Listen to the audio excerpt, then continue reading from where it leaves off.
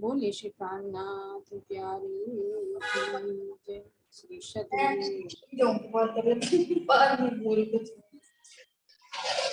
सतगुरु चरण कमल प्रेम प्रणाम।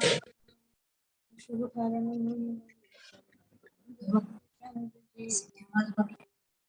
श्री प्राणनाथ सतगुरु पर विनय करू प्रणाम। कोई विकट कपाल स्मरण जिनके नाम। श्री राम रतन सतगुरु मेरे पापो सकल कलेश। चरणों में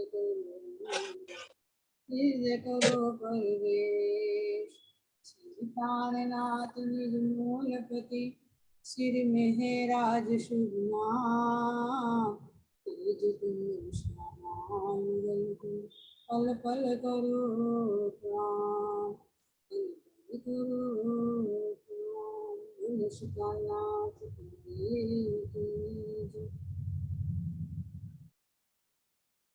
प्रीतम मेरे दर्शन दे दो, या तुम्हारी आई है। भूल हुई जो खेल ये मांगा, खेल बड़ा दुखदाई है। मंदिर मंदिर तुमको ढूंढूं, क्यों नहीं मिलते अब।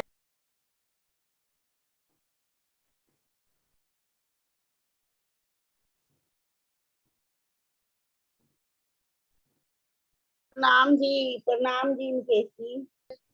आपन जय धाम, चलो चलो रे साथ, आपन जय धाम। मूल वतन धनिये बताया, मूल वतन धनिये बताया। जित ब्रह्म सृष्टि श्याम जी श्याम, चलो चलो रे साथ, आपन जइए धाम। चलो चलो रे साथ, आपन जइए धाम। मोहल मंदिर अपने देखिए, देखिए खेलन के सब ठोर। मोहल मंदिर अपने देखिए, देखिए खेलन के सब ठोर। जित है लीला श्याम क्षमा जी, साथ जी बिना नहीं कोई और।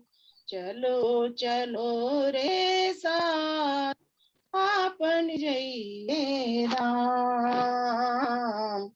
चलो चलो रे साथ, आपन जइए धाम। साथ मिल तुम आए धाम से, भूल गए क्यों मूल मिला।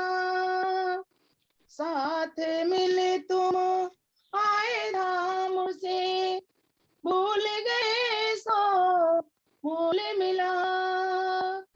भूलिया धाम धनी के वचन, ना कछ सुध रही जो आप।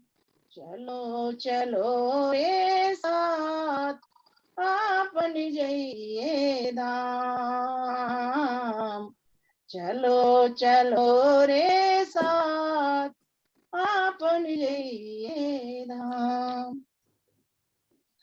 अब जो घड़ी रहो साथ चरने, होए रही हो तुम रेणु समान। अब जो घड़ी रहो साथ चरने, होए रही हो तुम रेणु समान। इत जागे को फल ही है, चेतनी जो कोई चतुर सुजान। चलो चलो रे साथ आपन जइए धाम। चलो चलो रे साथ आपन जइए धाम।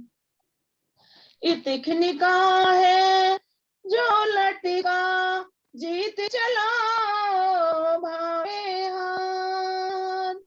इतखनिका है जो लटका जीत चला भावे हार।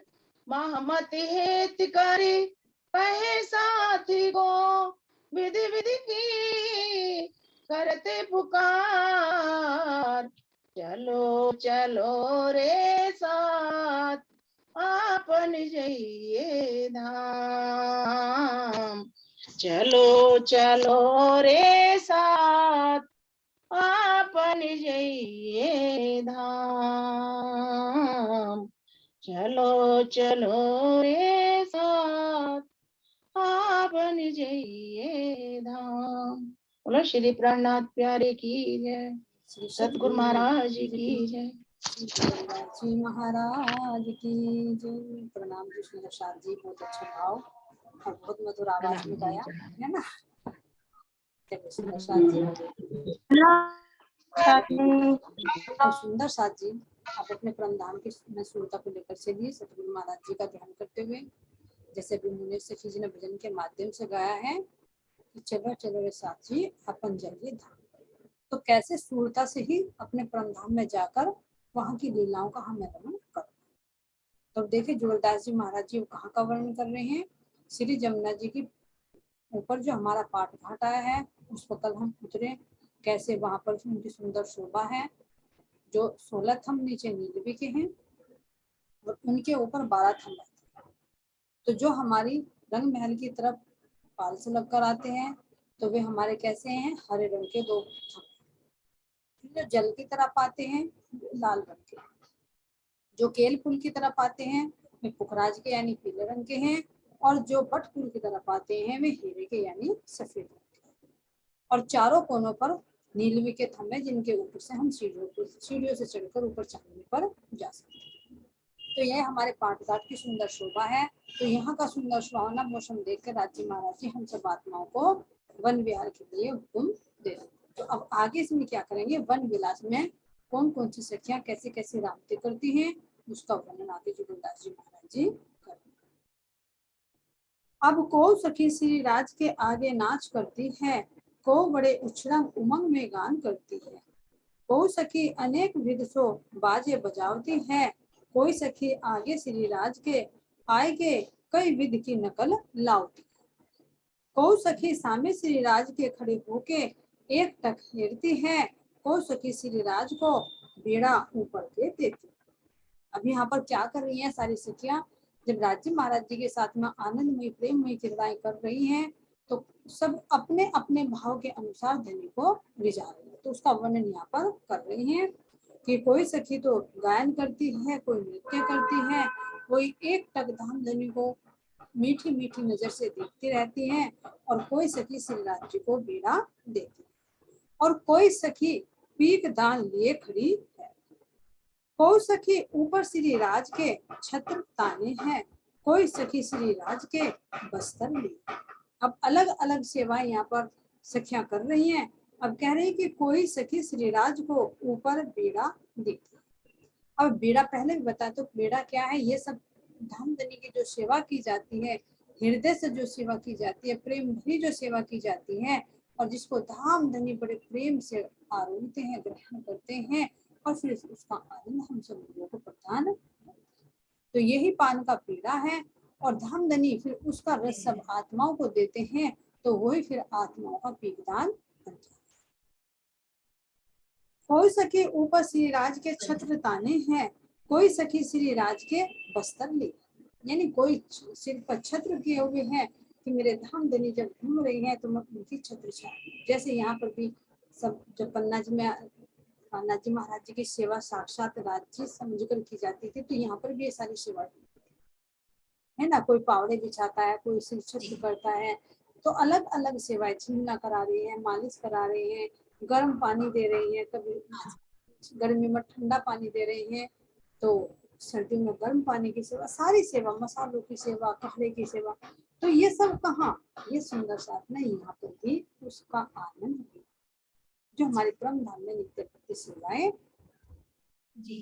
कोई सखी श्री राज के वस्त्र लिए हैं, कोई सखी भूषण लिए हैं, और कोई सखी पान डब्बे लिए हुए हैं, कोई सखी श्री राज के अत्र दान लिए हुए। इत्र यानी मेघधाम धनी जब स्नान करेंगे तो सुंदर वस्त्र भी पहनेंगे, और वस्त्र पहनेंगे तो फिर उनका श्रृंगार करेंगे तो आभूषण भी पहनाए जाएंगे, है ना। और आभूषण पहनाए जाएंगे तो फिर पान के डब्बे धाम धनी ने जो एक तो ले लिया है, तो दूसरी आत्मा के तो दिल में वो भाव छिपा हुआ है। तो पान डब्बे लिए खड़ी हुई है, और कोई कोई सखी अत्रदान यानी इत्र की शीशियां लिए खड़ी हुई है कि मैं अपने धाम धनी को इत्र लगाऊं।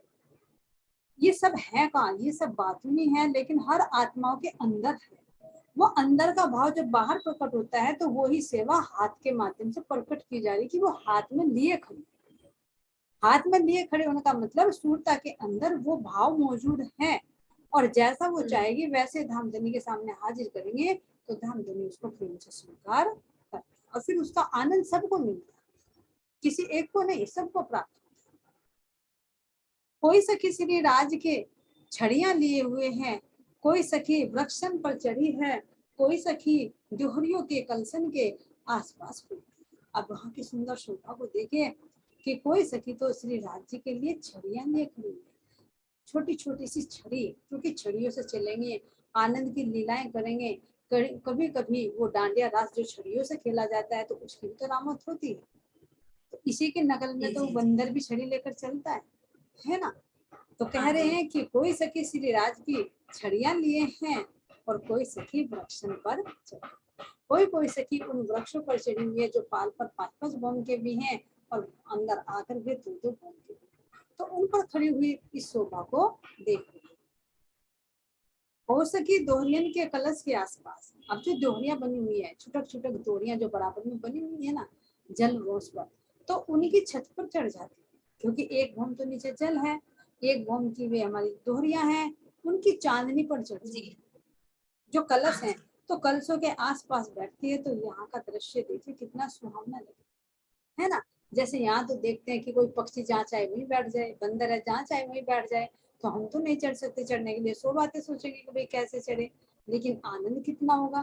तो अब ये देखिए, वहां तो हम जहाँ चाहे वहां जा सकते हैं, तो ये तो नहीं कि चढ़ नहीं सकते, हर जगह व्यवस्था है। तो वहां का बैठने का नजारा, वहां का बैठने का आनंद, इसलिए कह रहे हैं कि कोई सखी दोहरियों के कलशन के आसपास फिरती है, उन दोहरियों में, और दोहरियों के ऊपर जो कलश, जिस कलश के अंदर सारा रस भरा हुआ है, तो उस रस के आसपास क्यों नहीं फिरेगा। और वे कलश भी कैसे, वे भी रत्न जड़ित। जब रत्न जड़ित माहौल है इन दोहरियों में, तो क्या इनकी छत पर वे रत्न जड़ित नहीं है? क्या इनके सुंदर कठेरे रत्नों से जड़े हुए नहीं है? क्या इनकी चांदनी रत्नों से जगमगा नहीं रही है? तो इनके ऊपर कलश, और कलश के ऊपर ध्वजा पताका, मानो जमुना जी के दोनों किनारों पे इतनी सुंदर शोभा इन्होंने बना रखी है कि देखते ही। तो यहाँ पर सखियां बैठती हैं कलशों के पास में, और क्या कह रही हैं, कोई सखी जल रोस पर दौड़ती फिरती है। देखो अनंत तरह की यहाँ पर लीलाएं कर रहे हैं, ये जैसी नहीं। तो कोई सखी वो जो जल रोस है जिस पर दोहरियां बनी हुई है, तो वहां को दौड़ने की, कोई किसी को पकड़, कोई किसी को पकड़, कोई जल में धकेल, है ना, अलग अलग तरह की लीला, कोई देखती ही रह रही है इनकी लीलाओं को। तो कह रहे हैं कि कोई सखी जल की रोस पर दौड़ती फिरती है, कोई सखी मोरों को नचाती है ना। अब फूलों की चांदनी पर बैठ जाएगी, और वहां सबको मोरों को बुलाएगी, और अपनी मर्जी से नचाएगी जैसे चाहे, जहाँ चाहे वो शोभा वहां पर मौजूद हो जाती है। कोई सखी मोरों को नचाती है। अब दूसरी सखी आती जो एक मोरों को नचा रही, तो दूसरी सखी अपने बंदरों को लेकर आती है, वो अपने बंदरों को नचाती है। बंदर क्या कुछ कम है, बंदरों को नचाती है। कोई बंदरों को गुलाटियां खुआवती, एक तो बंदर का नाचना, और दूसरा बंदर का ऊपर नीचे आगे पीछे होकर गुलाटियां लगाना, मानो इसे किसी ने वो नशा वहां तो धाम धनी का नशा चढ़ा हुआ है इस प्रकार। जैसे हम गलतान है ऐसे ही बंदर है। यहाँ ऐसी स्थिति हो रही है जैसे किसी को नशीली चीज खिला दे और वो बस मस्ती में दौड़ता रहे घूमता रहे इशारों से। तो ये बंदर क्या है, हम आत्माओं के इशारों पर जैसा हम चाहते हैं वैसी ये क्रियाएं करते हैं। तो चाहे नाचने के लिए हुक्म देंगे तो नाचना शुरू कर देंगे, गुलाटियां खाने के लिए कहेंगे तो गुलाटियां लगाएंगे, अलग अलग रूप धारण करने के लिए कहेंगे तो जैसा कहेंगे वैसे ही ये रूप धारण करते हैं और हम सबको आनंदित करते हैं। तो जब बंदर तमाशे दिखाता है तो मोर नचाने वाले वो भी किसको देखने लगती है, बंदर को ही देखने लगती है। तो अब बंदर को जब देखती है तो जो मोर नाच रहा है वो देखता है अरे मेरी सखी तो बंदर को देख रही, तो नाचने वाला मोर भी रुककर बंदर की ही कलाबाजियों को देखना शुरू कर देता है। कोई बंदरों को गुलाटियां खुआती है, कोई मानिंद बंदरों के आप गुलाटियां खाती है। और कोई कोई सखी तो ये कह रही है कि बंदर क्या गुलाटी खा रहा है। अब मान लीजिए मोर वाली सखी ने देखा बंदर को, अरे ये बंदर तो गुलाटे खा रहा है, इसको तो मेरा मोर भी देखने में मस्त हो गया। तो उसके अंदर क्या जोश आया, अरे तू बंदर क्या गुलाटी खाए, मैं ही तेरे से अच्छी गुलाटी खा लूंगी। तो वो सखी उसे देखते देखते वो भी गुलाटियां खानी शुरू कर देती है और सारी सखियां उसको देख कर हंसती हैं, अरे रोज तो बंदर हमारी नकल उतार देता, आज तो हमारी सखी बंदर की नकल उतार रही है, यही गुलाटियां खा रही है ना। तो क्या कह रही हैं, कोई मानिंद बंदरों के आप गुलाटियां खाती हैं, कौ सके झुंड मर्ग कस्तूरियों के मोहित करके पीछे लगाए। अब कोई कोई सखी, तो देखो यहाँ का दृश्य देखो कितनी लीलाएं। यहाँ पर कोई कोई सखी मृगों के, हिरणों के, है ना, जैसे सी महको बाई है, बस महको को ले जाते हुए उसके सारे मर्ग जो है हिरण उसके पीछे पीछे झुंड के झुंड जाते हैं। क्यों, क्योंकि खुशबू जो फैला। तो ये जो सखी अपने अपने गुणों को क्यों नहीं लेगी, जो जिसका गुण है उसी के गुण के तो पशु पक्षी उसी के साथ तो रहेंगे। तो इसीलिए कह रही है कि बंदर वाली गुण वाली सखी के साथ में बंदर रहेंगे, मोर वाली सखी के साथ में मोर रहेंगे और मर्ग वाली सखी के साथ में मर्ग रहेंगे। तो वो अपने झुंडों को लेकर आती है, वो उनके साथ में आनंदित है। कई झुंड मर्ग कस्तूरियों के, जो कस्तूरी जिनके अंदर सारी खुशबू महक रही है, तो कस्तूरियों के मोहित करके पीछे लगाए फिरती। कोई सखी मोहन बाजे बजाए के सर्पों को वजूद से लिपटाए फिरती है। आप देखिए कोई कोई सखी तो क्या कह रही है, क्यों, क्योंकि जो सांप है अब जल में रहता है, वो तो उसके अंदर कितनी कोमलता है ना, कैसे वो शी शी करके मधुर मधुर ध्वनि निकालता है। अब यहाँ तो डर किसका है कि काट लेगा, लेकिन वहां तो डर नहीं है काट लेगा, वो तो विषैला नहीं है, वो तो अमृत से भरा हुआ। तो जो अमृत से भरा हुआ है, जो बात बात में बीच बीच में आके फुंकारे लगाता है और सखियों को आनंदित करता है ना। जब रेंगता है तो ऐसा लगता है कि मानो ये नृत्य कर रहा है। तो कितनी इसके अंदर कोमलता, और ये भी सब रंगों का।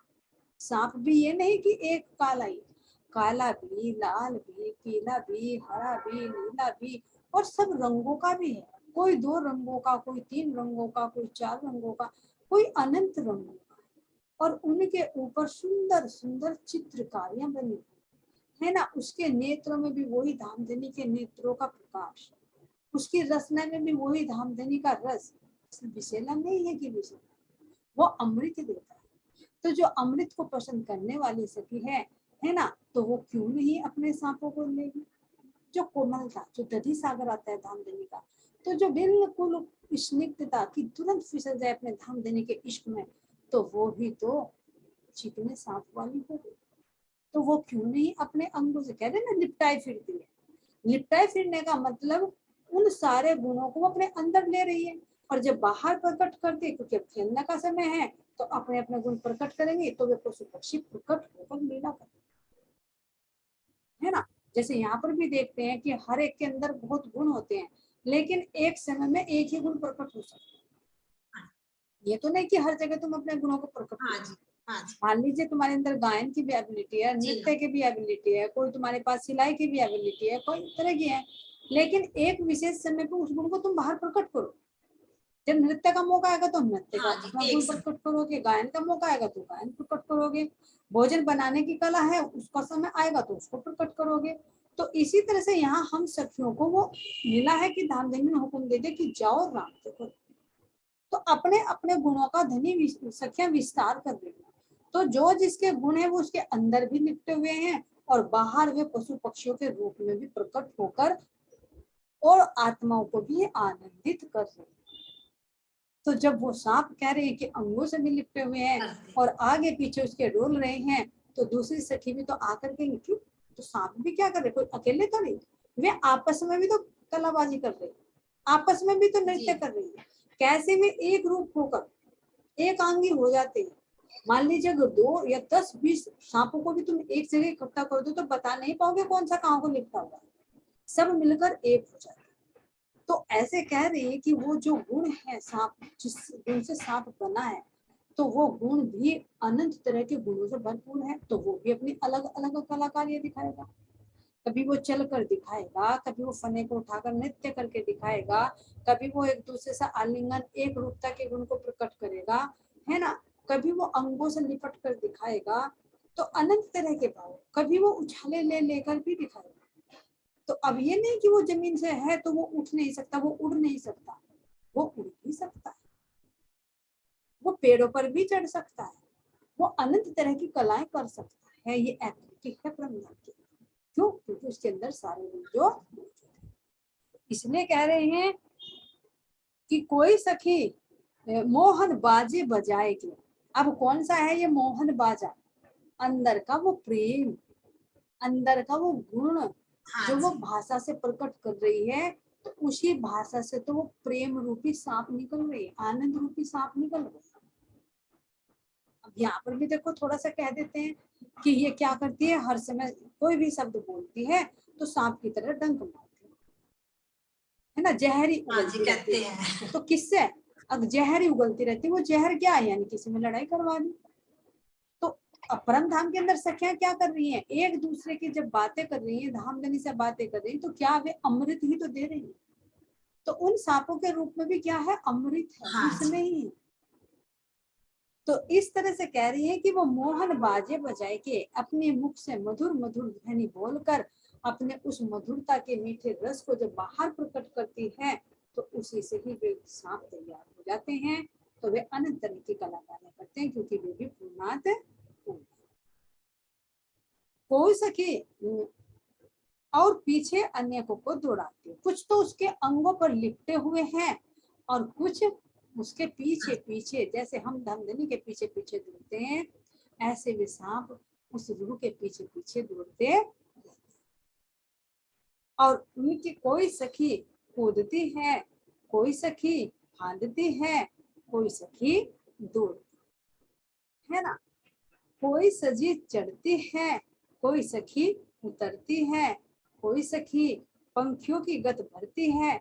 जैसे पक्षी उड़ते हैं तो कोई सखी तो ऐसे ही उड़कर, मान लीजिए अगर एक सखी को पकड़ रहे हैं कि वो सखी को मुझे पकड़ना है और पाट घाट से चली, तो एक सखी दौड़ती दौड़ती दौड़ती दौड़ती कहाँ को जा रही है, केलपुल को जाकर, और सीधे वहां पहुंच गई जो अक्षरधाम की तरफ केलवन।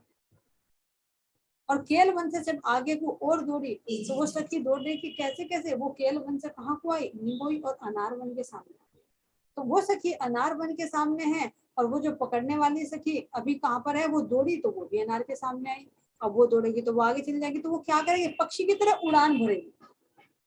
उड़ान भरकर क्या करेगी, वहीं पर उसको दबोच लेगी कि ले मैं तो उड़कर आ गई, तू तो दौड़ नहीं। लेकिन कहेगी तुझे दौड़ के आना था, तूने चीटिंग करी, उड़ के क्यों आई।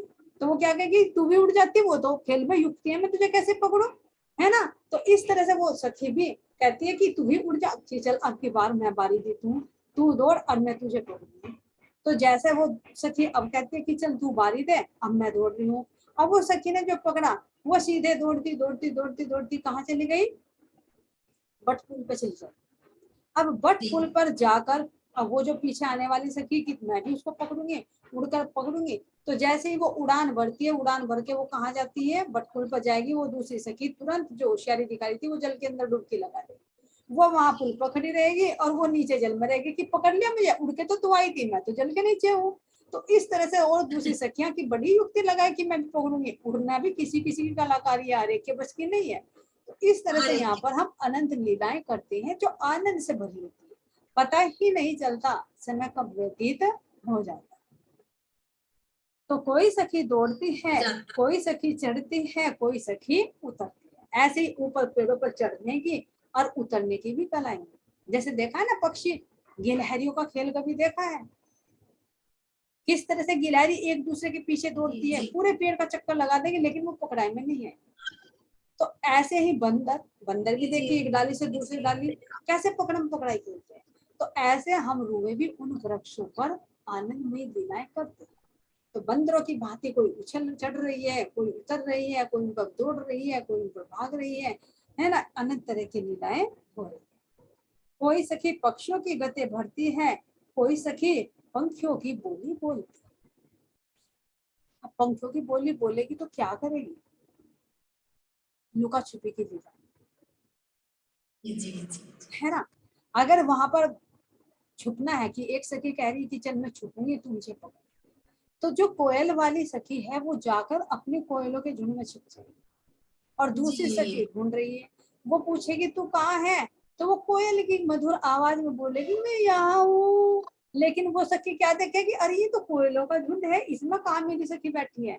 लेकिन वो उनके अंदर ही छिपी बैठी रहेगी और छिपी बैठकर जब वो निकलेगी आगे, अरे ये तो कोयल है, मेरी सखी कहाँ है। लेकिन जब वो बोल रही मधुर आवाज में, तो मधुर आवाज में बोलते बोलते जब वो देखती है, अरे यहाँ तो नहीं, आगे निकल गई। तो वो ही सखी निकल कर कहती है अरे मैं तो इन कोयलों में ही तो बैठी थी और मैंने तुझे संकेत दिया, तू पहचान नहीं पाई तो मैं क्या करूँ, है ना। तो ये जो कलाएं हैं ये खेल में अनंत तरह के भाव प्रकट करते हैं। कह रहे कि पक्षियों की बोली भ्रमित करने के लिए कि कैसे तू मुझे ढूंढ पाती है, कैसे मैं कोयलों से एक रूप हो जाती हूँ। और अगर कोयलों के साथ में भी खेलना है तो देखा होगा यहाँ पर कुछ पक्षी ऐसे होते हैं जितनी तुम आवाज करो ना वो भी उतनी आवाज करो। तो अगर कोयलों की आवाज करनी है तो हू कितनी पुहू करके बोलो तो वो भी इतनी तेज आवाज में बोलो, तुम उससे और तेज बोलो तो वो भी उससे तेज आवाज में बोलोगे। तो ऐसे कुछ यहाँ पर पशु पक्षी होते हैं जो तुम्हारी नकल उतारते हैं। तो ऐसे हम सखियां अनंत तरह की भाषाएं बोल बोल कर अपनी सखियों को आनंदित करते हैं और पशु पक्षियों के साथ में यहाँ पर क्रीड़ाएं करते हैं। और जब मस्ती आती है तो अगर सांप वाली सखी कहेगी खरगोश उसे नेवले वाली सखी को आज मेरे सांप और नेवले की लड़ाई करवा है ना, तो कौन जीतेगा? जीतेगा वही जिसको दामदनी जिताएंगे। और हैं दोनों बराबर, गुण तो किसी में कम नहीं है। लेकिन उस लड़ाई को देखकर, उस प्रेम भरे द्वंद को देखकर हम सखियों को बड़ा ही आनंद प्राप्त होता है। इसीलिए तो कहा कि ये पशु पक्षी हमारे खिलौने हैं। तो यहाँ के खिलौने क्या, यहाँ के खिलौने तो जड़ है। किसी चीज को ले आओ, बच्चों को गुड्डा दे दो, लाकर कुछ भी दे दो, क्या है, सब जड़ है। लेकिन अगर चेतन तुम एक पशु ही पालो, एक कुत्ता ही पालो, तो उससे कितना सुख मिलता है, इतना तुम आर्टिफिशियल तो उससे तो नहीं मिलेगा। तो इसी तरह से तो अब और खिलौने फैल हो गए। अब जो मोबाइल है ये बड़ा बढ़िया खिलौना मिल रहा है, बच्चे भी तुरंत डिमांड करते हैं कि मुझे तो मोबाइल चाहिए। और नहीं भी चलता तो क्या कहेंगे, चलने वाला चाहिए जो चलता हो जैसा आपके पास है। तो यही तो बड़ा खिलौना हो गया। क्यों? क्योंकि ये चलचित्र दिखाता है। तो ये तो फिर भी जड़ होकर इतना आकर्षित करता है। तो ब्रह्म धाम में तो हमारे जो ये खिलौने हैं ये हर तरह से हमें आनंद प्रदान करते हैं। तो कोई सखी उड़ती है, कोई सखी फांद पक्षी, कोई सखी पक्षियों की बोली बोलती है, कोई सखी श्री राज को हाथ पकड़ती। अब कोई सखी तो राज्य से चिपकी हुई है, उनका हाथ में हाथ डाले हुए है ना, कंधे से कंधा मिलाकर अपनी झुंड की मस्ती में चल रही कि जिसको जो सखियों को खेलना है मैं तो अपने प्रियतम का हाथ पकड़। कोई सखी श्री राज सो एकांत में बात करती है। अभी जैसे कल भी वर्णन आया है कि वनों के झुंड बने हुए हैं, मैं तो अपने धाम को बिल्कुल एकांत में लेकर जाऊं, है ना। और सखियां ढूंढ रही हैं जिनको नहीं कि धामधनी कहाँ गई, अरे वो सखी कहाँ गई। जैसे वृंदावन में आता ना कि सारी सखियां खेल रही थी राज्य अंतर्ध्यान में श्यामा जी को लेकर, तो सब सखियां कहने लगी अरे राज्य कहाँ है। राज्य को देखा श्यामा जी भी नहीं है। ओहो, राज्य श्यामा जी को लेकर गई है, चलो कहीं ढूंढते हैं, है ना। श्यामा जी भी नहीं है, ये तो श्यामा जी उनके साथ है या कहीं अलग है। लेकिन जब श्यामा जी को ढूंढा तो बेहोश पड़ी है ना। अब सब मिलकर ढूंढते हैं बालाजी को तो नहीं मिलते। तो ये कहाँ की रामत है, ये परमधाम की ही रामत है जो हमें राज के अंदर करके दिखाई है। तो इसी तरह से वहां पर जो दूसरी सखी आती है वो देखती है ना तो वो पशु पक्षियों के साथ खेल रही, वो भी बालाजी से आनंद लेना चाहती है और देखती है कि बालाजी गए कहाँ। तो वो थोड़ी थोड़ी खुशबू के दिल में तो आ जाएगा कहाँ पर है। तो दूसरी सखी कहाँ छिपी बैठी है ना, उसका पता उसको धीरे धीरे धीरे धीरे लग ही जाता, लेकिन वो बताएगी नहीं। लेकिन वो खुशबू लेती लेती, वो आनंद की बातें सुनती सुनती देखेगी, अरे अच्छा मेरी सखी यहाँ से ले जाकर ना वो जो बड़बैया है ना, और बड़बैयों की जो बिल्कुल बीच का तना है ना 80वां, कैसी तो बड़बैया है ना, जो 80वां बीच का है ना 80, तो उसके जो सीढ़ियां हैं उन सीढ़ियों की तीसरी भूमि में बैठी, ना तो ऊपर वाली देख पाएगी ना नीचे वाली देख पाएगी ना दाएं बाएं, सब सखिया झूलने में मस्त है और वो अंदर उस तने की सीढ़ियों में छिप कर बैठी।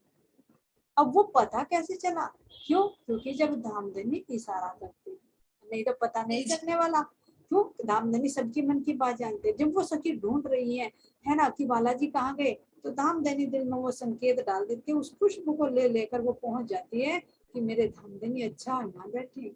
और जो झूलने वाली सखी में झूलने में मस्त हो रही, उन्हें नहीं पता। क्यों? क्योंकि उनकी इच्छा नहीं है, वे धामधनी का सुख तो वही ले रही है, लेकिन एक लीला के लिए। तो इसी तरह से हम यहाँ भी खेल में देखते हैं कि जो सखी खेल में मस्त है तो उसे कह रहे धामधनी तू खेलती, यहाँ 3 दिन के झूले लेती है, माया के सुख दुख के झूले लेती है।